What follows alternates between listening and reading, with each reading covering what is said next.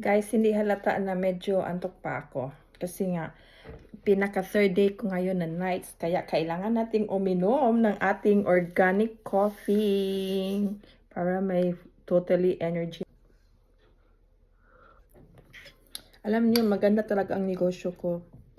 Maganda talaga ang negosyo ko dahil ang mga produkto namin very good at saka very good quality. Very organic. Kaya, sa umpisa pa lang nito, sobrang excited ako dahil nag 1 month pa lang ako dito, kumikita na ako ng konti. Alam niyo mga kapatid, pag may sarili kayong negosyo, ang ganda. Kasi lagi-lagi kayo may income, hindi lang kayo umaasa sa mga sahod ninyo.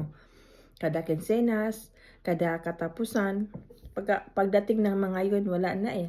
Nauubos na kakabayad sa bills, tapos maghihintay ka na naman.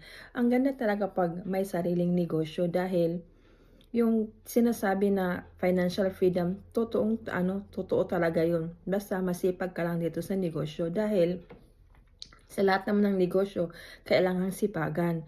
Kailangang mag-effort ka. Dahil kung hindi ka mag-e-effort, hindi ka kikita. Kaya, alam nyo, pag nag-isip-isip na kayo dyan, mag-message kayo sa akin para tulungan ko kayo.